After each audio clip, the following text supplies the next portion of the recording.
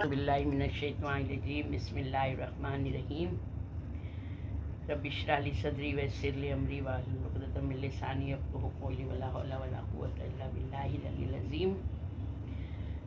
सूरह बकरा की आयत नंबर 30 आज हम लोग करेंगे। व इज़ क़ाला रब्बुका लिल मलाइकति इन्नी जाइलुन फ़िल अर्ज़ि ख़लीफ़ा क़ालू अतजअलु फ़ीहा मन युफ़सिदु फ़ीहा व यस्फ़िकु दिमाअ व नहनु नुसब्बिहु बिहम्दिका व नुक़द्दिसु लक क़ाला इन्नी अअलमु मा ला तअलमून।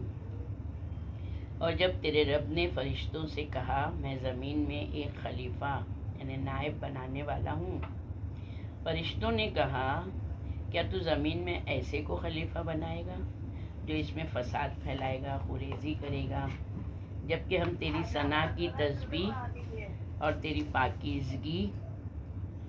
तेरी पाकीज़गी का विर्द करते हैं। आवाज़ आ रही है अभी? अल्लाह ने फरमाया खिलकत बशर के बारे में मैं वो जानता हूँ जो तुम नहीं जानते। अभी हम लोग ने जो इसके पहली वाली आयतें की थी तो अल्लाह ने तुम्हारे लिए ज़मीन बिछाई है ना, आसमान का शामियाना बनाया, फिर ज़मीन में बहुत सारी चीज़ें, बहुत सारी नेमतें बनाई। किसके लिए? इंसानों के लिए। तो जाहिर सी बात है जब इतनी अजीम नेमतें अल्लाह ने इंसान के लिए बनाई तो फिर इंसान को भी अल्लाह ने किस लिए खल्क किया है, क्या मकसद खिलकत है, इंसान को क्यों उसने पैदा किया है और क्यों उसके लिए कहा कि इंसान अशरफ मखलूक है, यानी लोगों सारी मखलूक़ात में सबसे ज़्यादा अशरफ है। तो यहाँ के ऊपर हम लोग इस आयत में अब बताया है अल्लाह ने कि मैं ज़मीन पर खलीफा बनाने वाला हूँ। यानी खलीफा का जो लफ्ज़ आता है ये बहुत ज़्यादा मायने वाला है। यानी हर एक चीज़ पर खलीफा, यानी हर एक चीज़ को, हर एक को उनको अपना वली, अपना लीडर तस्लीम करना पड़ेगा। यहाँ पर अल्लाह यहाँ पर इस आयत में बता रहे हैं। अब यहाँ पर मलाइका व इस क़ाला रब्बुका, जब तुम्हारे परवरदिगार ने मलाइका से कहा है ना, फरिश्तों से कहा। तो यहाँ मलाइका है ना, एक रहेगा ना तो उसको मलक कहते हैं। मलक की जम है मलाइका, मलक की जम है। और अलूका से माखज़ है अलकली व अलकनी आए अरसलनी, यानी पैगाम रसानी के मायने में इस्तेमाल होता है। पैगाम भेजने वाले के लिए इस्तेमाल होता है मलाइका। तो आम तौर पर फरिश्ते अल्लाह के पैगामात दूसरों तक पहुंचाने का ज़रिया होते हैं, इसीलिए इन्हें मलक कहा जाता है। वजूद मलाइका पर कदीम पुराने यानी फ़िलासफ़ी ने भी इम्कान अशरफ के उन्वान से उन्होंने दलीलें दी हैं, क्योंकि फ़रिश्ते गैर मादी मखलूक हैं। यानी हम लोग जैसे मादा है, हम लोग दिखाई देते हैं, हम लोग जिस्म रखते हैं, हमारे में एहसासात हैं। फरिश्तों का जो मादा है वो गैर मादा है, यानी वो दिखाई देने वाला मादा नहीं है। इसलिए उनमें किसी किस्म की नामतलूब ख्वाहिशात नहीं होती। यानी अभी जैसे इंसान में जैसे हमदर्दी है तो वैसे गुस्सा भी है। इंसान जितना नर्म है उतना सख्त भी है, मगर ये सारे हिस्स जो है ना फरिश्तों में नहीं है। फरिश्ते किसी को देख के हसद नहीं करते हैं, किसी को देख के उनमें दिल में जलन नहीं आती है, किसी को देख यानी उनके दिल में ना कोई ख्वाहिशात नहीं है। ना अल्लाह ने वो हिस्स नहीं रखे ख्वाहिशात की। तो जब ख्वाहिशात नहीं है तो फिर इम्तिहान नहीं है। हम इंसानों को अल्लाह ने ख्वाहिशात दी हैं और ख्वाहिशात की बिना के ऊपर अल्लाह ने इम्तिहान रखा कि देखो, अल्लाह ने बता दिया ये चीज़ सही है, ये चीज़ गलत है। अब इंसान को जो चीज़ मना की है, अगर इंसान उसकी ख्वाहिश करेगा जो हराम है, जिसके लिए अल्लाह ने अज़ाब रखा है, तो वो जो है उस काम को करेगा तो अज़ाब मिलेगा। मगर इंसान हकीकी वो होगा, गौर व फिक्र करने वाला, अक्लमंद वो होगा कि नहीं, अल्लाह ने इसको हराम करार दिया, उसकी ख्वाहिश चाह रही है वो करने के लिए, मगर वो अपनी ख्वाहिश पर गालिब आ गया, अपनी ख्वाहिश को अपने अंडर में रखा है, उस ख्वाहिश का गला घुटा उसने, उस ख्वाहिश को उसने पूरा नहीं किया। तो उस वक्त जो है तो अल्लाह उसको बेहतरीन अजर देता है। تو یہ چیز فرشتوں میں نہیں ہے. تو اللہ نے یہاں پر خواہش دے کے ہم لوگ کا امتحان رکھا ہے. جیسے دنیا سے محبت نہیں کرو، تو دنیا کی محبت اب انسان کے دل میں آتی تو ہی انسان یہ ساری برائیاں کر رہا ہے. مگر عقل مند انسان جو ہے وہ دنیا سے کچھ نہیں لیتا ہے. اس کو پتہ ہے یہ دنیا کی چیز فانی ہے اور میں کتنے دن زندہ رہوں گا، مجھے تو مرنا ہے. تو وہ اپنی دنیاوی خواہشات سے اپنے آپ کو بہت دور رکھتا ہے. پھر جب ہے نا فرشتوں میں خواہشات نہیں ہیں تو اب ان کو آگے بڑھنا، ان میں تکمیل ہونا، کامل ہونا، یعنی یہاں پر ان کے لیے کچھ نہیں ہے، کیونکہ فرشتے معصوم ہیں. مگر بندوں کے نیک اعمال کے نتیجے میں اگر بندے نیکیاں کرتے ہیں تو نتیجے میں فرشتوں کی اس نوری جماعت میں اضافہ ہوتا رہتا ہے. یعنی جو بندے نیک اعمال انجام دیتے ہیں تو فرشتے جو ہیں تو ان کی تعداد میں اضافہ ہوتا ہے، نیک عمل انسان جو کرتا ہے اس کی بنا پر. یعنی یہ وقتاً فوقتاً خلق ہوتے رہتے ہیں.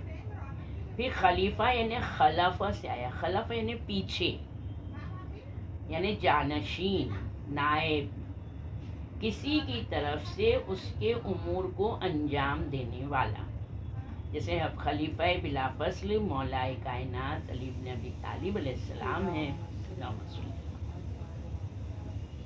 تو یعنی رسول اللہ کے پیچھے علی علیہ السلام خلفہ، اس لیے خلیفہ. صفقہ یہ نہیں، وَيَسْفِكُ الدِّمَاءَ، اس کا روٹ ورڈ ہے صفقہ، آیت میں دیا ہوا ہے. مَن يُفْسِدُ فِيهَا وَيَسْفِكُ الدِّمَاءَ، یعنی ناحق خون بہانا، اس کے لیے آیا ہے صفقہ.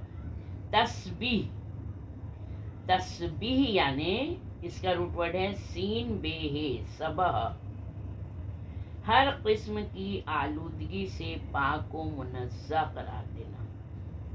ہر قسم کی، اللہ ہر تشبیہ سے بلند و بالا ہے، منزہ ہے، پاک ہے. اصل میں تسبیح تیزی سے گزرنے کو کہتے ہیں اور کسی سے برائی کو دور قرار دینے کے لیے بھی استعمال ہوتا ہے. عبادت سری بھی مراد لی جاتی ہے، السریع فی عبادت اللہ. پھر تقدیس یعنی پاکیزگی کی گواہی دینا. تو اللہ تعالیٰ نے ارادہ فرمایا کہ روئے زمین پر ایک مکلف مخلوق امتحان و آزمائش کے لیے بھیجی جائے تاکہ یہ دیکھا جا سکے کہ حسن عمل کا امتیازی نشان کون حاصل کرتا ہے. دیکھیں اللہ نے یہ کوئی چیز ایسے ہی اچانک میں نہیں کی ہے، اللہ نے ارادہ کیا. یعنی 14 معصومین کو خلق کرنے کے بعد 14 معصومین نے اللہ کی بہترین تسبیح و تقدیس کی، تو اللہ نے ان کی محبت میں چاہا کہ اب زمین پر مخلوق کو بسایا جائے. چونکہ حکمت اور رحمت الہی کا تقاضا یہ تھا کہ مخلوق کے بسنے سے پہلے اس کی ہدایت اور رہنمائی کا انتظام کیا جائے. یہ اللہ کی حکمت تھی، اللہ کی رحمت ہے کہ اس نے بعد میں مخلوق کو پیدا کیا، پہلے ہادی اور رہنما کا انتظام کیا تاکہ یہ لوگ زمین میں اپنی نیابت و خلافت کی ذمہ داری کے اہل ثابت ہو جائیں. یعنی یہ ایک کے بعد ایک، ابھی جیسے ہم لوگ جب پڑھتے ہیں تو ایک کے بعد ایک نبی کو لوگوں نے کس طرح پہچانا. تو ایک تو یہ ہوتا ہے کہ نبی کے پاس معجزہ ہے، نبی کے پاس علم غیب ہے، نبی کے معصوم ہیں. مگر ایک وہ ہوتا ہے جو نبی نص بتاتا ہے کہ میرے بعد یہ نبی ہوں گے. سمجھ میں آئی ہے تم لوگ کو بات؟ جیسے کہ جناب عیسیٰ علیہ السلام نے کہا میرے بعد ایک وہ آئے گا جس کا نام احمد ہوگا. میں یہ یعنی قرآن میں یہ آیت ہے، تو یہاں پر رسول اللہ کا نام احمد بتایا تھا. تو یہ اس کو نص کہتے ہیں کہ پہلا نبی اپنے بعد والی کی نص یعنی بیان کرتا ہے. جیسے کہ ہم لوگ کے یہاں علی علیہ السلام نے، رسول اللہ نے کہا تم میرے بعد میرے وصی، میرے جانشین، میرے خلیفہ ہوگے، خلیفہ بلا فصل ہوگے. تو یہاں کے اوپر رسول اللہ نے علی علیہ السلام کو لوگوں کے مجمع میں بھی، یعنی مجمع میں اعلان کر کے ظاہر کر دیا. اور ویسے ہر اس میں انہوں نے یہ کیا تھا کہ جہاں تک ہے تو انسان جو ہے تو کیا بولیں گے، یا علی علیہ السلام، علی علیہ السلام کے لیے بھی ہم لوگ بول سکتے ہیں کہ علی علیہ السلام نے بھی کیا کیا ہے، بتا دیا کہ دیکھو میرے بعد امام حسن ہوں گے. دیکھو میرے بعد امام حسن نے کہا میرے بعد امام حسین علیہ السلام ہوں گے.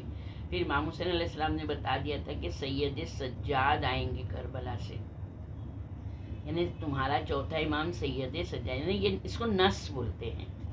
تو اس ایک کے بعد ایک یہ ذمہ داری نے نیابت اور خلافت کی ذمہ داری کے اہل ثابت ہوں. یعنی یہ ہر ایک کو یہ منصب، یہ ذمہ داری نہیں ملتی، یہ درجہ نہیں ملا ہے. اللہ نے ایسے یعنی انسانوں میں جو ہے تو ایک کو دوسرے سے الگ رکھا ہے. اب کچھ نیک عمل کرنے میں، کچھ شجاعت میں، تو یعنی مگر سب سے برگزیدہ جو رکھا ہے وہ 14 معصومین ہیں. ان کے بعد رسول ہیں، اولو العزم ہیں، ان کے بعد رسول ہیں، پھر نبی ہیں، پھر صالحین بندے ہیں، شہداء آتے ہیں. اس طرح سے اللہ نے ایک درجے رکھے ہیں. تو یہاں پر بتایا کہ مخلوق کی خاطر، یعنی اللہ نے مخلوق کی خاطر سورہ بقرہ میں بتا دیا تھا ما فی الارض جمیعا، یعنی جو کچھ زمین میں ہے. پھر علم آدم الاسماء، یعنی اللہ نے آدم علیہ السلام کو تمام نام سکھا دیے. نیز یعنی علم الانسان ما لم یعلم، الگ کی آیت ہے. اس نے انسان کو وہ علم سکھایا جسے وہ نہیں جانتا تھا. پھر سورہ بقرہ میں کہتا ہے وما فی السماوات وما فی الارض، جو کچھ آسمانوں میں جو کچھ زمین میں ہے. پھر سورہ انعام کی 96 میں الشمس والقمر، اس کے لیے مسخر کر کے اس کے اندر مختلف اور متضاد خواہشات وداعیت فرمائی. یعنی کہ مخلوق کو ارتقاء اور تکامل، یعنی نشو و نما، یعنی انسان جو ہے پیدا ہوا ہے تو وہ ہمیشہ بچہ ہی نہیں رہتا ہے. یہاں کے اوپر ارتقاء ہوتا ہے، یعنی وہ ترقی، یعنی وہ بڑھتا ہے، ہر طرح سے وہ بڑھتا ہے، ہر طرح کی صلاحیتوں کے ساتھ بڑھتا ہے، اور آخر میں وہ کامل ہوتا ہے، مکمل ہوتا ہے، تکامل. اب یہاں کے اوپر جو ہے تو جو شخصیت کے حساب سے وہ جیسے لڑکا 15 سال میں، لڑکی 9 سال میں، مگر یہ کامل جو ہونا ہے تو یہاں کے اوپر کامل کا وہ رہتا ہے کہ عقل مند انسان کس طرح سے زندگی گزارتا ہے کہ وہ اپنے آپ کو ایک کامل اچھا انسان بنا سکتا ہے.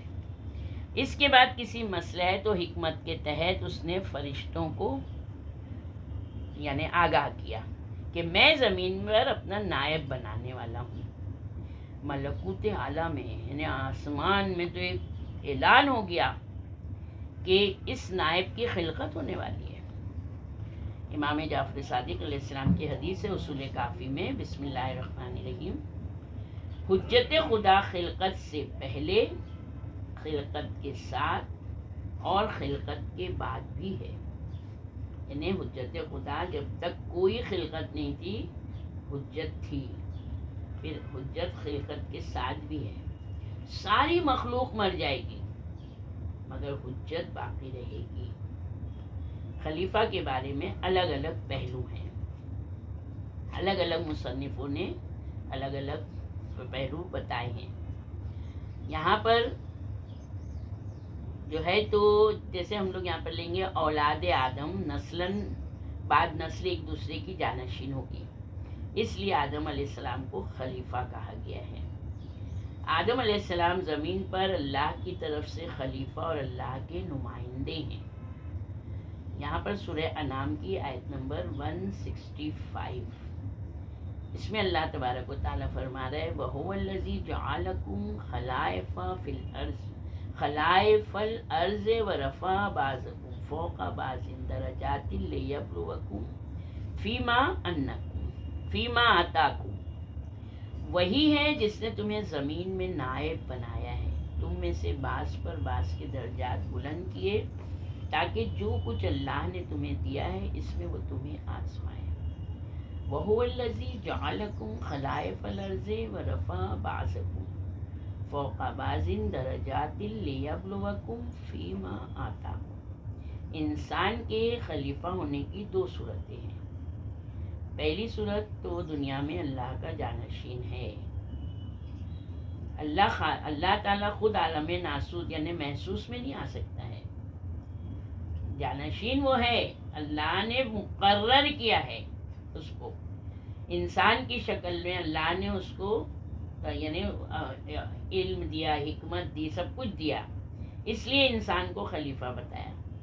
دوسری صورت یہ ہے کہ زمین کو نور خدا سے روشن کرنے والے اہل ارض کو اپنی طرف دعوت دینے کے لیے اللہ نے انسان کو اپنا جانشین بنایا۔ اس صورت میں ہادیان برحقی خلیفۃ اللہ ہو سکتے ہیں۔ پھر دوسری دلیل یہ ہے کہ اللہ تعالیٰ نے فرشتوں کی تسبیح و تقدیس کے استدلال کے بعد جواب دیا، یعنی یہاں کے اوپر جو کہا ہے نا، اللہ سے جب اللہ نے کہا کہ میں زمین پر نائب بنانے والا ہوں، تو فرشتوں نے کیا کہا کہ کیا تو زمین میں ایسے کو خلیفہ بنائے گا جو اس میں فساد پھیلائے گا، خوریزی کرے گا، جبکہ ہم تو تیری ثنا کی تسبیح کرتے ہیں، تیری پاکیزگی کا ورد کرتے ہیں۔ تو اللہ نے کہا جو میں جانتا ہوں تم نہیں جانتے ہو۔ اس کے اوپر کافی حدیثیں امام نے بتائی ہیں۔ تو اس کے بارے میں اللہ نے کیا کہا، علم آدم الاسماء، اللہ نے آدم علیہ السلام کے سامنے علم کو پیش کیا۔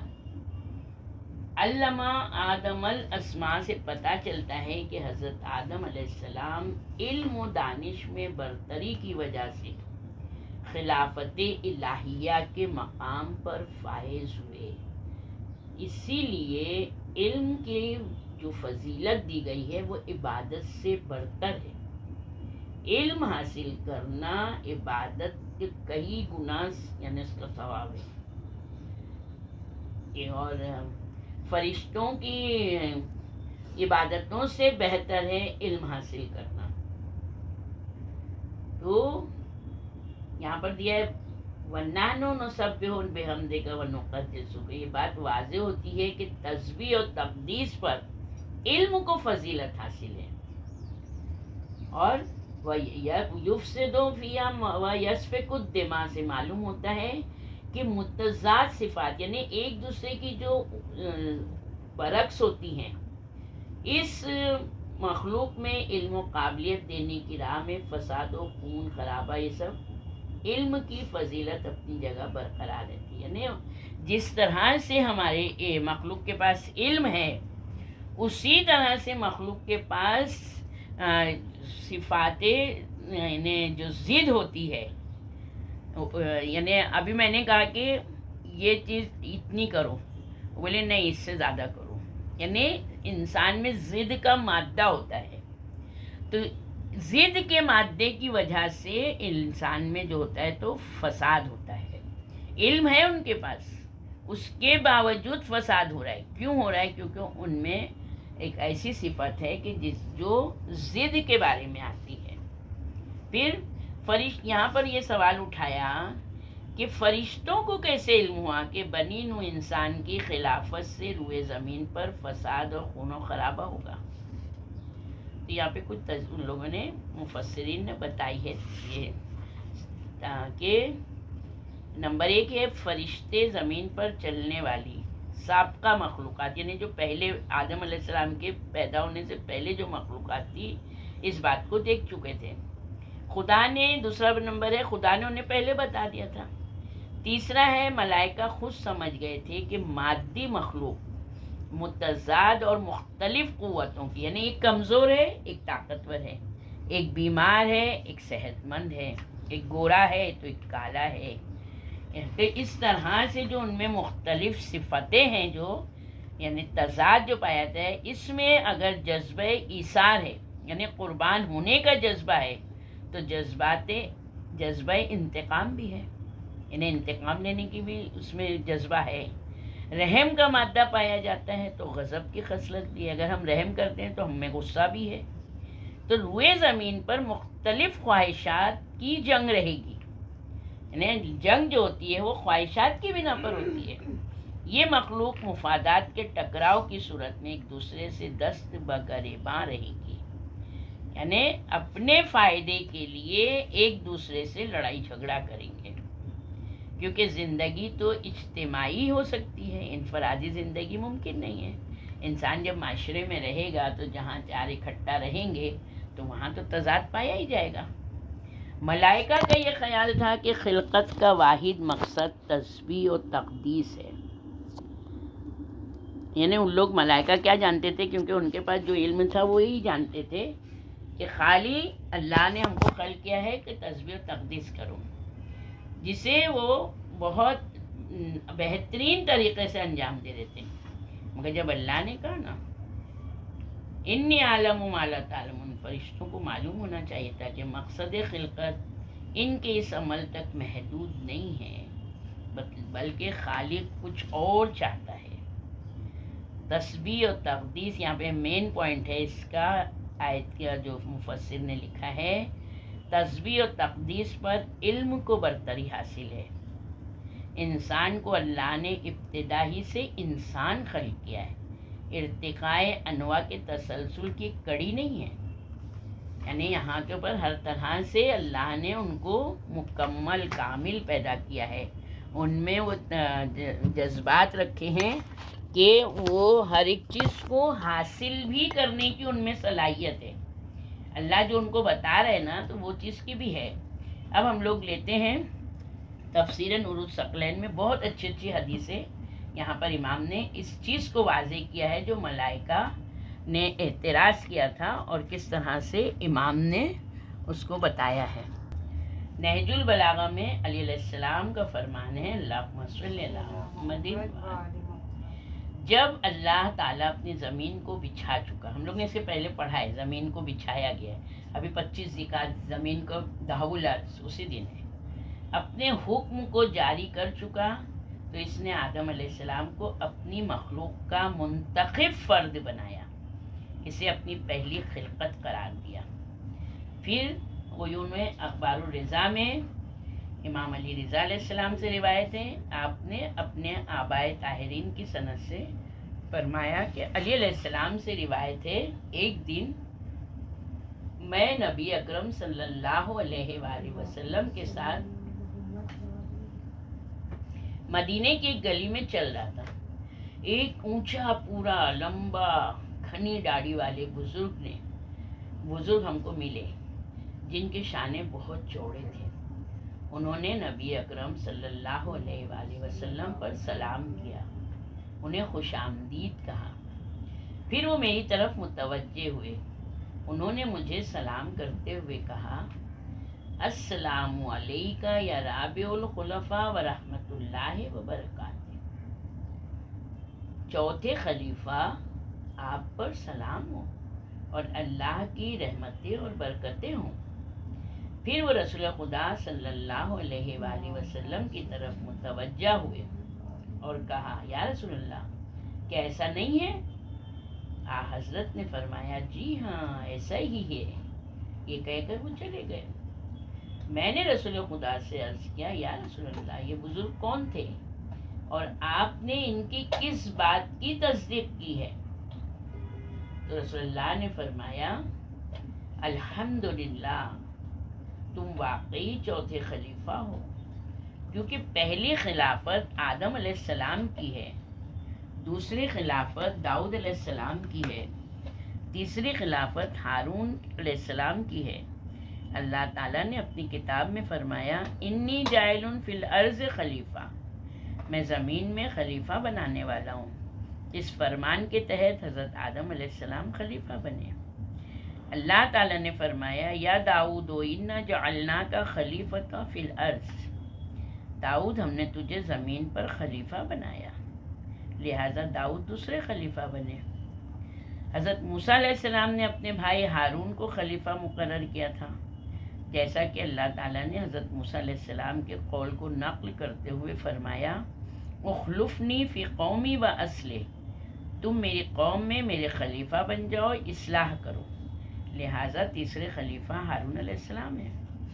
اللہ تعالیٰ نے فرمایا وَأَذَانٌ مِّنَ اللَّهِ وَرَسُولِهِ إِلَى النَّاسِ يَوْمَ الحج الأکبر، اللہ اور اس کے رسول کی طرف سے حج اکبر کے دن لوگوں کے سامنے اعلان کیا جاتا ہے، اور خدا اور رسول کے حکم کا مبلغ تو ہے، تو ہی میرا وسیع، میرا وزیر، میرا قرض ادا کرنے والا، میری طرف سے احکام پہنچانے والا، تجھے مجھ سے وہی منزلت حاصل ہے جو ہارون کو موسیٰ سے حاصل تھی، مگر میرے بعد کوئی نبی نہیں ہوگا، تو چوتھا خلیفہ ہے، جیسا کہ بزرگ نے تجھ سے کہا ہے۔ جانتے ہو یہ بزرگ کون تھے؟ میں نے کہا میں نہیں جانتا۔ حضرت نے فرمایا وہ تمہارے بھائی حضرت خضر علیہ السلام تھے۔ اللہم صلی اللہ محمد۔ کتاب عیون الاخبار الرضا میں ہے، محمد بن سنان نے امام علی رضا علیہ السلام کو ایک خط لکھا جس میں اس نے کچھ احکام شریعت کی علت اور اسباب دریافت کیے۔ امام نے مسائل کا جواب لکھا اور اس جواب میں آپ نے طواف بیت اللہ یعنی خانہ کعبہ کے طواف کی مصلحت بیان کرتے ہوئے فرمایا جب اللہ تعالیٰ نے حضرت آدم کی خلافت کا اعلان کیا تو فرشتوں نے کہا کیا تو اسے خلیفہ بنائے گا جو زمین میں فساد کرے گا، خون بہائے گا؟ بعد میں فرشتوں کو اپنے رویے پر ندامت ہوئی، اپنی خطا کی معافی کے لیے عرش کے گرد جمع ہوئے، انہوں نے اللہ سے مغفرت طلب کی۔ پھر اللہ نے چاہا کہ عرش کی طرح ایک اور جگہ بھی ہونا چاہیے جہاں خطا کار جمع ہو کر اپنی غلطیوں کی معافی مانگے۔ اسی لیے اللہ تعالیٰ نے عرش کے عین سیدھ میں چوتھے آسمان پر ایک مکان بنوایا جس کا نام زیرہ ضاد ر الف ہے رکھا گیا۔ پھر آسمان دنیا پر زراح کے سیدھ میں ایک مکان بنوایا جس کا نام معمور رکھا گیا۔ پھر بیت المعمور کی عین سیدھ میں یہ گھر کعبہ بنوایا۔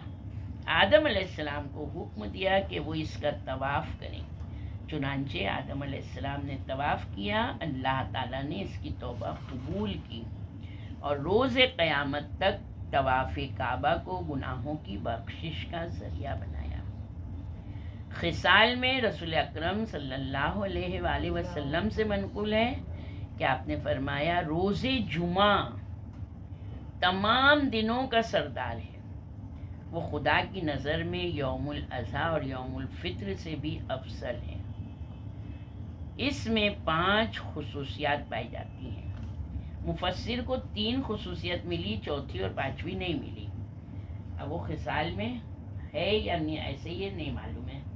اسی دن پہلی خصوصیت جمعہ کی ہے کہ اسی دن اللہ نے آدم علیہ السلام کو پیدا کیا، اسی دن آدم علیہ السلام کو زمین پر اتارا گیا اور اسی دن آدم علیہ السلام کی وفات ہوئی۔ چوتھا اور 5واں نہیں بتایا گیا۔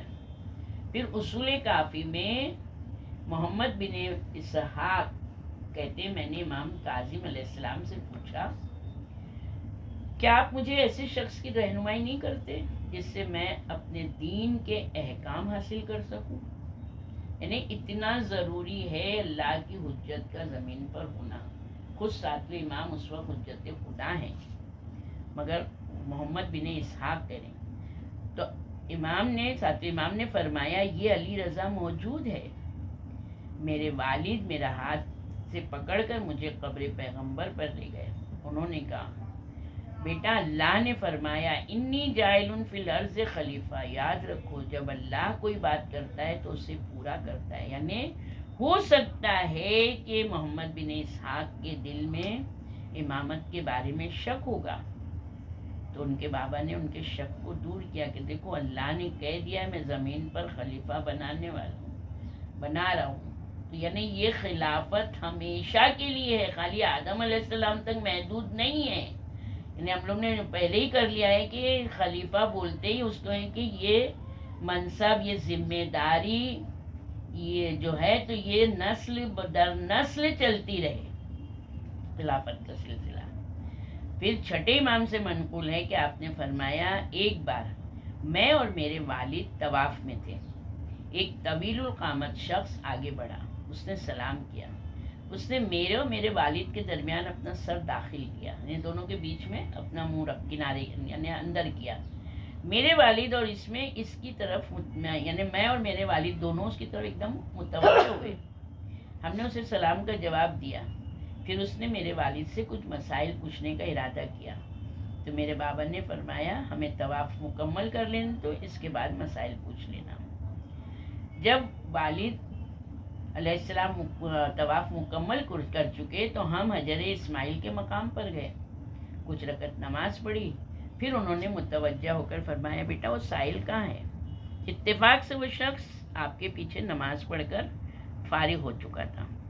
آپ نے اس سے پوچھا تم کہاں کے رہنے والے ہو؟ اس نے کہا میں ملک شام کا باشندہ ہوں۔ امام نے فرمایا شام میں کہاں رہتے ہو؟ اس نے کہا میں بیت المقدس میں رہتا ہوں۔ آپ نے فرمایا تم نے توریت اور قرآن پڑھا ہے؟ میں کہا ہاں۔ آپ نے فرمایا جو تم نے پوچھنا ہو پوچھ لو۔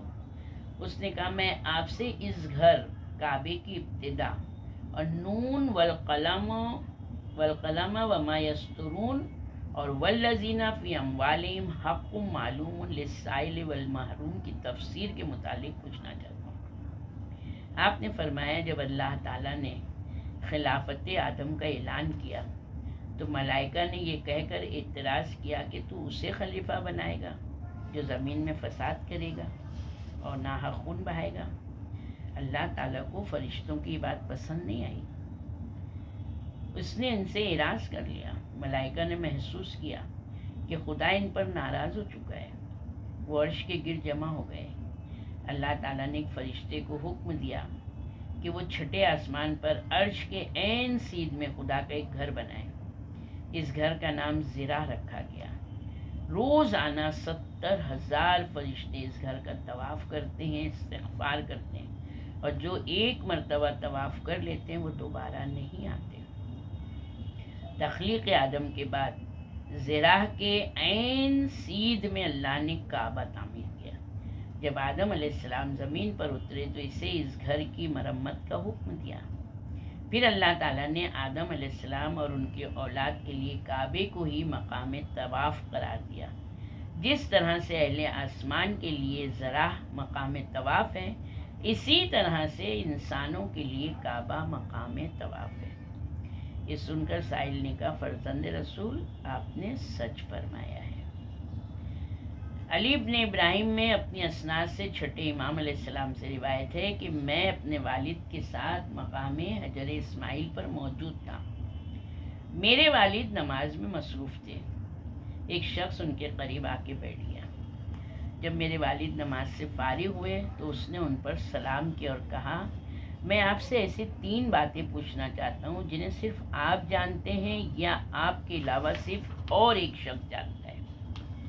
میرے والد نے فرمایا پوچھو جو تمہیں پوچھنا ہے۔ اس نے کہا کہ یہ بتائیں کہ اس گھر کے طواف کا سبب کیا ہے؟ تو میرے والد نے فرمایا جب اللہ نے خلافت آدم کا اعلان کیا فرشتوں نے اعتراض کیا، اللہ ان پر غضبناک ہوا۔ فرشتوں نے خدا سے توبہ کی درخواست کی۔ اللہ نے ان سے فرمایا تم اپنی توبہ کے لیے زراح یعنی بیت المعمور کا طواف کرو۔ فرشتوں نے 7 سال تک اس کا طواف کیا ہے۔ 7 سال! ہم لوگ تو کتنی بڑی ہم سے گناہ ہو جائے ہم کلے پہ 2-3 ہاتھ مار لیتے ہیں، ہم نے توبہ کر لی۔ ابھی خالی فرشتوں نے کوئی گناہ نہیں کیا تھا، خالی فرشتوں نے جب اللہ نے کہا تھا تو وہ بھی فساد و فتنے کی وجہ سے انہوں نے اعتراض کیا تھا۔ تو 7 سال طواف کیا، اپنے الفاظ کی معافی طلب کرتے رہے۔ پھر اللہ نے ان کی توبہ قبول کی، ان سے راضی ہوا۔ چنانچہ طواف کا آغاز یہیں سے ہوا۔ پھر پھر اللہ تعالیٰ نے بیت المعمور کے عین نیچے کعبہ شریف بنوایا تاکہ بنی آدم سے جب کوئی غلطی ہو تو وہ آ کر اس گھر کا طواف کریں، اپنے گناہ معاف کروائیں۔ یہ سن کر سائل نے کہا آپ نے سچ فرمایا۔ اسی طرح بصائر الدرجات، اس میں بھی بہترین حدیثیں ہیں۔ زرارہ سے منقول ہے، بہت اچھی حدیث ہے یہ۔ زرارہ امام محمد باقر علیہ السلام کی خدمت میں آئے، اللہم صلی اللہ، آپ نے مجھ سے احادیث شیعہ کے متعلق دریافت فرمایا تو میں نے کہا میرے پاس بہت سے شیعہ حدیث موجود ہیں، لیکن اب میں چاہتا ہوں کہ انہیں آگ میں جھونک دوں۔ یعنی زرارہ کہہ رہے ہیں پانچویں امام سے، امام نے کہا وہ کیوں، جو حدیث تمہیں ناگوار ہو ذرا وہ بیان تو کرو، کون سی حدیث تم کو ناگوار لگ رہی ہے؟ اس وقت میرے دل میں بہت سے آدمیوں کی حدیث کھٹکی، یعنی میں نے کہا کہ احادیث شیعہ میں ہے کہ حضرت آدم سے قبل کئی آدم گزر چکے ہیں۔ میں نے کہا یہ حدیث ناقابل قبول ہے۔ امام علیہ السلام نے فرمایا اگر یہ حدیث صحیح نہیں ہے تو ملائکہ کو کیسے معلوم ہو گیا تھا کہ انہوں نے خدا سے یہ کہنے کی جرأت کی کہ کیا تو اسے خلیفہ بنائے گا جو زمین میں فساد کرے گا اور خوریزی کرے گا؟ تو اس سے تو معلوم ہوتا ہے کہ موجودہ آدم سے پہلے کئی آدم گزر چکے تھے، ملائکہ ان کی خوریزیاں دیکھ چکے تھے۔ اگر پہلے کوئی آدم نہ ہوتا تو ملائکہ کو کیسے پتہ چلتا کہ اس کی نسل فساد کرے گی، خوریزی کرے گی؟ یعنی امام نے مطمئن کیا زرارہ کو۔ علل الشرائع میں علی علیہ السلام سے منقول ہے، اللہ تعالیٰ نے قوم جنات اور قوم نسناس، یاد رکھو یہ جنات اور قوم نسناس کی پیدائش کے 7,000 سال بعد ارادہ کیا کہ وہ ایک مخلوق کو اپنے دست قدرت سے پیدا کرے۔ اس نے تخلیق آدم کا ارادہ کیا تو اس کی پیدائش سے پہلے اللہ نے آسمانی حجاب ہٹا دیے، ملائکہ سے فرمایا کہ تم زمین پر رہنے والی میری مخلوق جن اور نسناس کو دیکھو۔ یعنی آدم علیہ السلام کی جب ارادہ کیا نا کہ میں آدم علیہ السلام کو خلق کروں تو اس وقت اللہ نے ابھی کو خلق نہیں کیا تھا، مگر فرشتوں پہ سے پردے ہٹائے، حجاب ہٹائے، کہا دیکھو ذرا یہ زمین پہ کیا ہے۔ جب ملائکہ نے دیکھا تو وہ خدا کی نافرمانی خوریزی میں مصروف ہیں۔ ملائکہ کو ان کا یہ عمل دیکھ کے بہت غصہ آیا، اپنے آپ پہ قابو نہیں رکھ سکے۔ انہوں نے اللہ سے درخواست کی خدایا تو غالب ہے، قاہر ہے، جبار ہے، قادر ہے، عظیم الشان ہے، یہ تیری ذلیل مخلوق زمین پر رہ کے تیری نافرمانی کر رہی ہے، جبکہ تیرے قبضے اختیار میں ہیں، یہ لوگ تیرا رزق کھا رہے ہیں، تیری عطا کردہ عافیت سے مستفید ہو رہے ہیں، اس کے باوجود وہ اتنے بدترین کام انجام دے رہے ہیں۔ تو صاحب قوت ہو کر بھی خاموش ہے، تو نہ تو ان پر کوئی اپنا غضب نازل کرتا ہے، نہ ہی ان سے انتقام لیتا ہے، جبکہ ہم تو اس پر صبر نہیں کر سکتے۔ تو اللہ نے ملائکہ کی گفتگو سنی تو کہا انی جاعل فی الارض خلیفہ، میں زمین پر اپنا نائب بنانے والا ہوں جو اہل ارض پر میری طرف سے میری مخلوق پر حجت ہوگا۔ یہ بہت بہترین حدیث ہے، میں زمین میں اپنا نائب بنانے والا ہوں جو اہل ارض یعنی زمین کے رہنے والوں پر میری طرف سے میری مخلوق پر حجت ہوگا۔ ملائکہ نے کہا کیا تو اسے خلیفہ بنائے گا؟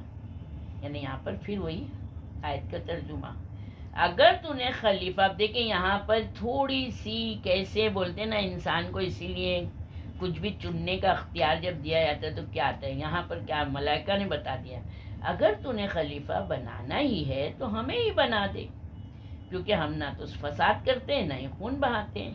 یعنی انسان کو جب کوئی منصب ملتا ہے تو وہ ظاہر نہیں بولے گا کہ تم ان کو بنا دو، پہلے وہ اپنے رشتہ داروں کے لیے چاہے گا کہ بھئی ان میں سے بنا دو، کوئی دوست کو بنا دو، کوئی اس کو، پھر آخر میں وہ یہی کہے گا تم بھیا مجھے ہی بنا دو۔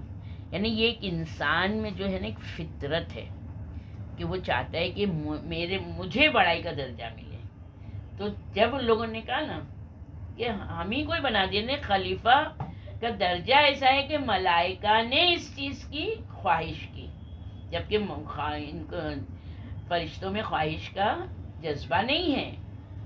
تب پروردگار نے کہا جو کچھ میں جانتا ہوں تم نہیں جانتے. یعنی نسل آدم کے تمام افراد فساد اور خوریزی میں ملوث نہیں ہوں گے، یعنی تمام بنی آدم خون خچر نہیں کریں گے. ان کی ذریت میں انبیاء علیہ السلام، مرسلین علیہ السلام، عباد الصالحین کو بھی پیدا کروں گا، اور ہدایت یافتہ امام بھی اسی کی نسل میں سے ہوں گے. میں انہیں اپنی مخلوق پر اپنا نائب بناؤں گا. وہ لوگوں کو میری نافرمانی سے روکیں گے، انہیں میرے عذاب سے ڈرائیں گے، انہیں میری اطاعت کی رہنمائی کریں گے، انہیں میرے راستے پر گامزن رکھیں گے. میں انہیں اپنی حجت بتاؤں گا تاکہ لوگوں کے پاس اپنی گمراہی کا کوئی بہانہ باقی نہ رہے، ان پر حجت تمام ہو جائے. میں قوم نسناس کو زمین سے مٹا دوں گا، اپنی زمین کو ان کے وجود سے پاک کر دوں گا. سرکش اور نافرمان جنات کو اپنی نئی مخلوق انسانوں سے دور کر دوں گا. انہیں ہوا اور زمین کے دور دراز اطراف و اکناف میں رہائش دوں گا. وہ میرے بندوں کے ساتھ رہائش پذیر نہیں ہوں گے، یعنی جنات انسانوں کے ساتھ نہیں رہیں گے. میں اپنی مخلوق اور جنات کے درمیان حجاب ڈال دوں گا.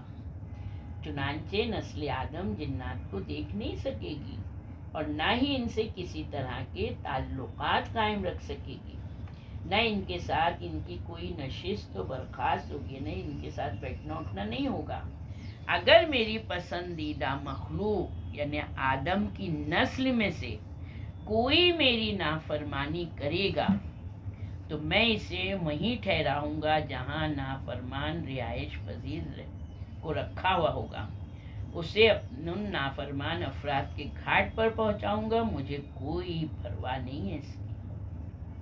انہیں اللہ نے بتا دیا جو نافرمانی کرے گا تو کس طرح سے وہ جناتوں کے اور جو نافرمان لوگ ہیں جو بہت ہی بدترین ٹھکانہ ہوگا، اللہ ان کو اس جگہ پر پہنچا دے گا. ملائکہ نے عرض کیا پروردگار تو جو چاہے اس پر عمل فرما، ہمیں تو بس اتنا ہی علم ہے جتنا کہ تو نے ہمیں تعلیم دی ہے. بے شک تو صاحب علم و حکمت ہے.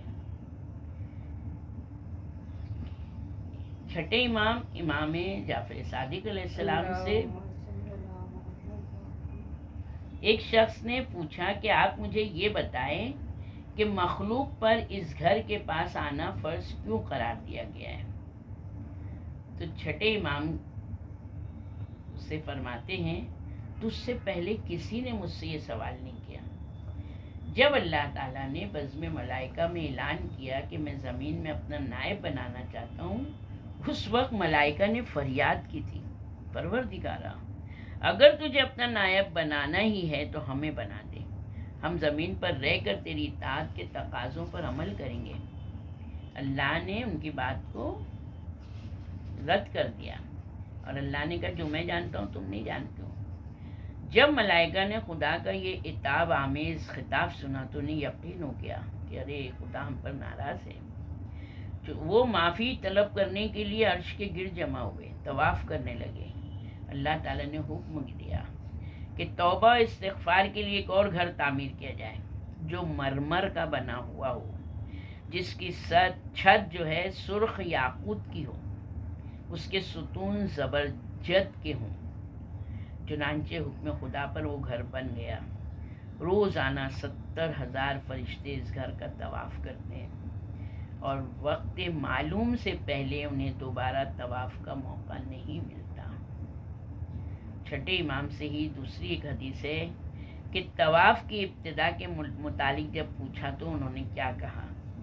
جب اللہ نے تخلیق آدم کا ارادہ کیا اور جب فرشتوں نے کہا نا تو 2 فرشتوں نے یہ اعتراض کیا تو ان کے اور خدا کے درمیان حجاب پڑ گئے، جبکہ اس سے قبل اللہ کا نور ملائکہ کے سامنے ظاہر ہوتا تھا.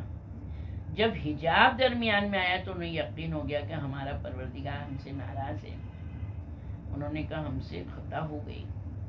فرشتوں نے کہا ہماری نظر میں توبہ کا بس یہی راستہ ہے کہ عرش خدا کی پناہ میں چلے جائیں، توبہ کریں. دونوں فرشتوں نے دوسرے فرشتوں کے مشورے پر عمل کیا کہ تم لوگ جاؤ اور توبہ کرو. آخرکار خدا نے ان کی توبہ قبول کی. نور خداوندی ان کے درمیان سے حجاب جو پڑ گئے تھے وہ پھر توبہ کرنے سے ہٹ گئے. اللہ تعالیٰ کو فرشتوں کی توبہ کا یہ انداز بہت پسند آیا، بہت اچھا لگا. تو اللہ نے زمین پر اپنا گھر کعبہ بنوایا تاکہ بندے گناہ کے بعد اس گھر کا طواف کریں. اسی طرح کا ایک اور گھر جس کا نام بیت المعمور ہے آسمان پر بھی قائم ہے، جہاں روزانہ 70,000 ملائکہ طواف کرتے ہیں. پھر انہیں قیامت تک اس کا طواف دوبارہ نصیب نہیں ہوگا. ابو حمزہ صومالی امام زین العابدین سے انہوں نے پوچھا کہ طواف میں 7 چکر کیوں مقرر کیے گئے؟ تو چوتھے امام فرماتے ہیں جب اللہ تعالیٰ نے خلافت آدم کا اعلان کیا تھا تو فرشتوں نے کہا تھا کہ کیا تو اسے اپنا نائب بنائے گا جو زمین میں فساد کرے گا، ناحق خون بہائے گا؟ تو اللہ تعالیٰ نے جواب میں فرمایا جو کچھ میں جانتا ہوں تم نہیں جانتے ہو.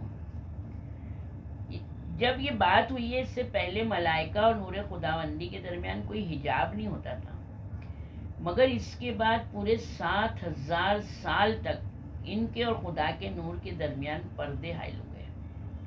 فرشتوں نے 7,000 سال تک عرش خداوندی کا طواف کیا. پھر اللہ نے ان پر رحم کیا، ان کی توبہ قبول کی. اللہ نے چوتھے آسمان پر توبہ اور طواف کے لیے بیت المعمور قائم کیا، ملائکہ کے جمع ہونے کا مقام فرمایا. اللہ نے بیت المعمور کے عین نیچے بیت الحرام یعنی کعبہ قائم کیا. اسے انسانوں کے لیے جمع ہونے کا مقام بنایا، اسے مقام امن بنایا. فرشتوں نے 7,000 سال تک طواف کیا تھا. اللہ تعالیٰ نے ہر 1000 سال کے بدلے میں 1 چکر مقرر کیا، اسی لیے طواف کے 7 چکر مقرر کیے گئے. عیون اخبار الرضا میں حسین بن بشار کا بیان ہے. میں نے امام علی رضا علیہ السلام سے پوچھا جو چیز ابھی تک پیدا ہی نہیں ہوئی کیا اللہ اس کی پیدائش سے پہلے اس کے حال اور اوصاف سے باخبر ہوتا ہے؟ امام علیہ السلام نے فرمایا اللہ اشیاء کے منصع شہود پر آنے سے پہلے ان کے حالات اور کیفیات کو جانتا ہے. سورہ جاسیہ میں کی آیت نمبر 29 میں اللہ فرما رہا ہے اِنَّا كُنَّا نَنْتَنسِخُ مَا كُنْتُمْ تَعْمَلُونَ، ہم تمہارے اعمال کو برابر لکھوا رہے تھے. اللہ تعالیٰ نے اہل دوزخ کے متعلق سورہ انعام کی 28ویں آیت میں فرمایا وَلَوْ رُدُّوا لَعَادُوا لِمَا نُهُوا عَنْهُ وَإِنَّهُمْ لَكَاذِبُونَ، اگر انہیں دنیا میں پلٹا بھی دیا جائے تو پھر بھی وہی اعمال دہرائیں گے جن سے انہیں روکا گیا ہے، یقیناً وہ جھوٹے ہیں.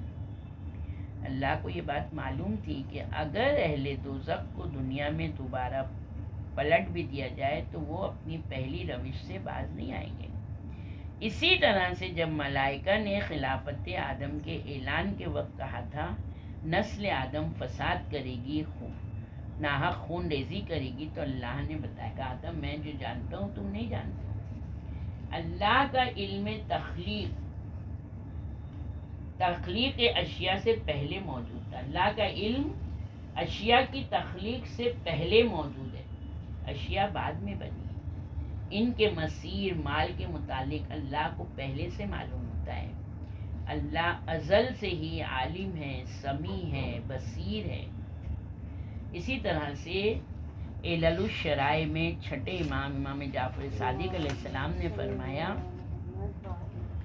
ایک شخص نے میرے والد سے پوچھا کہ خلافت آدم کے اعلان کے وقت ملائکہ نے اعتراض کیا اور اللہ ان سے ناراض ہوا تو وہ ان پر دوبارہ راضی کیسے ہوا؟ آپ نے فرمایا کہ ملائکہ نے 7 سال تک عرش کا طواف کیا تھا. دوران طواف وہ دعا و استغفار میں مصروف رہے، خدا سے درخواست کرتے رہے کہ وہ ان سے راضی ہو جائے۔ چنانچہ 7 سال کے بعد خدا ان سے راضی ہوا۔ آپ نے فرمایا ملائکہ نے 7 سال تک عرش کا طواف کیا تھا۔ دوران طواف وہ دعا و استغفار میں مصروف رہے، خدا سے درخواست کرتے رہے کہ وہ ان سے راضی ہو جائے۔ چنانچہ 7 سال کے بعد خدا ان سے راضی ہوا۔ سائل نے آپ کا جواب سن کر کہا آپ نے سچ فرمایا۔ پھر وہ اٹھ کر چلا گیا۔ اس کے جانے کے بعد میرے والد علیہ السلام نے فرمایا یہ جبریل علیہ السلام تھے جو تمہیں تمہارے دین کے احکام کی تعلیم دینے کے لیے آئے تھے۔ انہیں حدیث ہی کافی اور لمبی ہے، مگر امام یہاں پر مفسر نے اتنا ہی بیان کیا ہے۔ اسی طرح سے چھٹے امام کی ایک اور حدیث ہے کہ ملائکہ نے خدا سے خواہش کی تھی کہ وہ آدم علیہ السلام کے بجائے انہیں زمین میں اپنا نائب مقرر کرے، اور اس کے لیے انہوں نے اپنی تسبیح و تقدیس کو بنیاد بنایا تھا۔ کہا تھا ہم دوسری مخلوق کی طرح سے تیرے نافرمان نہیں ہیں۔ تو جواب میں اللہ نے کہا تھا جو میں جانتا ہوں تم نہیں جانتے ہو۔ تو ملائکہ نے محسوس کیا کہ انہوں نے حد سے تجاوز کیا ہے۔ پھر انہوں نے عرش کا طواف کیا، اپنی خطا کے لیے مغفرت طلب کی۔ جب آدم علیہ السلام زمین پر آئے تو اللہ تعالیٰ نے حکم دیا کہ وہ زمین پر ایک گھر تعمیر کرے تاکہ گنہگار انسان اس گھر کا طواف کریں اور اپنے گناہوں کی معافی طلب کریں۔ چنانچہ کعبہ بھی وہی مقام رکھتا ہے جو ملائکہ مقربین کے لیے عرش کا مقام تھا۔ اسی لیے پہلے کے بڑے بوڑھے 50 60 70 سال کے جب ہو جاتے تھے بولتے تھے اب مرنے والے ہیں تو چلو بھائی کعبہ چلیں اور وہاں جا کے حج کریں چاہے عمرہ کریں، اور خوب ہے نا جا کے وہ اپنی معافیاں مانگ لیں میں تاکہ اللہ ہم کو معاف کر دے وے۔ تو یہاں پر اللہ تعالیٰ نے جو میں جانتا ہوں تم نہیں جانتے ہو، مصلحتوں کو تم سے بہتر جانتا ہوں، یعنی اللہ نے بتایا کہ میں مصلحت حکمت ہے، میری مصلحت ہے جس کی بنا پر جو تم بول رہے ہو وہ نہیں ہے، جو میں جانتا ہوں تم نہیں جانتے ہو۔ اسی طرح سے چھٹے امام کی ایک حدیث ہے کمال الدین و تمام النعمہ کتاب میں کہ اللہ تعالیٰ نے حضرت آدم علیہ السلام کو اپنی تمام حجتوں کے نام بتائے، پھر انہیں ارواح کی حالت میں ملائکہ کے سامنے پیش کیا۔ یہ عالم ارواح کی بات ہے۔ ان سے فرمایا اگر تم اپنی تسبیح و تقدیس کی بنا پر خلافت کے دعوے میں سچے ہو تو مجھے ان کے نام بتاؤ۔ ملائکہ نے عرض کی تو پاک ہے، ہمارے پاس صرف اتنا علم ہے جتنا تو نے ہمیں سکھایا ہے، بے شک تو صاحب علم و حکمت ہے۔ پھر اللہ نے آدم علیہ السلام سے کہا نام بتاؤ۔ آدم علیہ السلام نے ان ہستیوں کے نام بتائے تو ملائکہ کو معلوم ہوا کہ یہ ذات طاہرہ ہماری بنسبت خلیفۃ اللہ اور حجت اللہ بننے کی زیادہ حقدار ہے۔ اس کے بعد اللہ نے ان ہستیوں کو ملائکہ کی نظروں سے غائب کر دیا۔ ملائکہ کو ان کی ولایت اور محبت کا حکم دیا اور ملائکہ سے فرمایا کیا میں نے تم سے نہیں کہا تھا کہ میں آسمانوں اور زمین کی چھپی ہوئی چیزوں کو جانتا ہوں؟ جو کچھ تم ظاہر کر رہے ہو، جو کچھ تم چھپا رہے ہو، میں اس کو بھی جانتا ہوں۔ پھر یہاں پر چھٹے امام سے پوچھا گیا کہ آدم علیہ السلام کو کن چیزوں کے نام کی تعلیم دی گئی تھی؟ تو امام فرماتے ہیں آدم علیہ السلام کو زمینوں، پہاڑوں، گھاٹیوں، وادیوں کے نام تعلیم کیے گئے تھے۔ پھر آپ علیہ السلام نے اپنے نیچے بچھے ہوئے فرش کی طرف دیکھ کر کہا آدم کو اس فرش کا علم بھی دیا گیا تھا، یعنی مکمل اللہ نے ان کو علم دیا تھا کیونکہ مخلوق معصوم مخلوق کے سامنے ان کو جواب دہ ہونا تھا۔ اسی طرح سے رسول خدا صلی اللہ علیہ وآلہ وسلم کہ فرمایا میری تمام امت کو مٹی میں یکجا کر کے مجھے دکھایا گیا اور مجھے ان کے ناموں کی اسی طرح سے تعلیم دی گئی جیسا کہ آدم کو تمام اسما کی تعلیم دی گئی تھی۔ اسی طرح سے چھٹے امام فرماتے ہیں کہ رسول خدا کے پاس ایک بوری بھیجی گئی جس میں مختلف اشیاء کے بیج تھے۔ رسول خدا نے بوری کھولی، ہر بیج الگ الگ کر کے علیہ السلام سے پوچھنا شروع کیا یہ کیا چیز ہے، یہ کیا چیز ہے؟ علیہ السلام نے تمام بیجوں کے نام بتائے تو رسول اللہ نے فرمایا اللہ نے تمہیں بھی آدم کی طرح تمام چیزوں کا ناموں کا علم عطا کیا ہے۔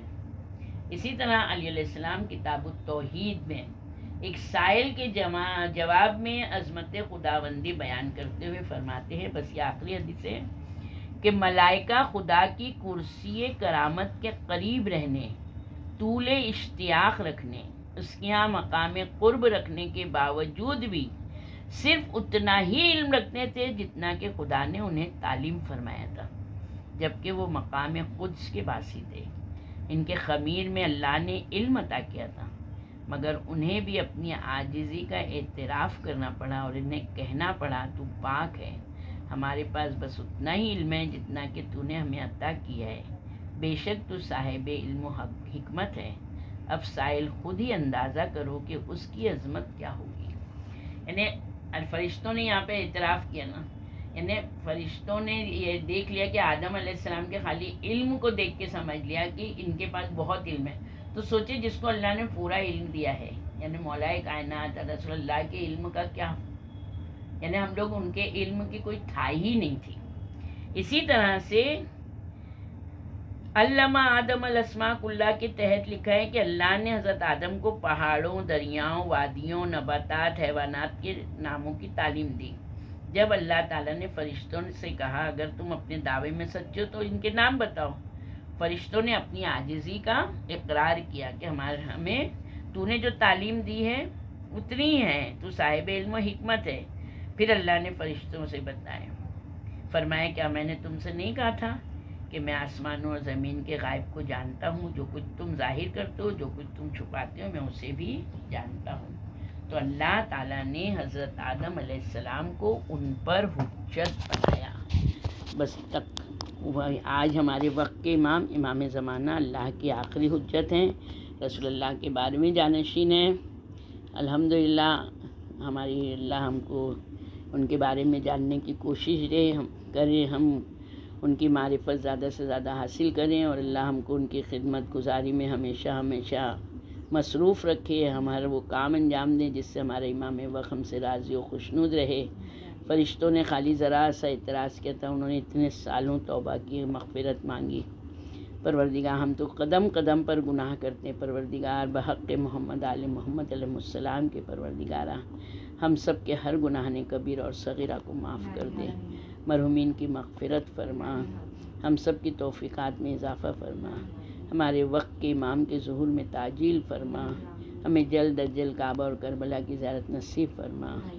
آج انشاءاللہ ایک ٹور کا آیا ہے، عرفہ کروانا ہے ہم لوگوں کو مولا۔ آج کے اس درس کے صدقے و طفیل میں پروردگار ہم کو اسی سال عرفہ کربلا میں کرنا نصیب فرما دے۔ پروردگار جو تیار ہیں، جو جانا چاہتے ہیں میرے مالک، ان سب کے لیے زیارت کی ہر رکاوٹ کو دور کر دے پروردگارہ، جتنوں کے دلوں میں ہے سب کو جلد از جلد کربلا کی زیارت نصیب فرما دے۔ وآخر الدعوانا الحمدللہ رب العالمین برحمتک یا ارحم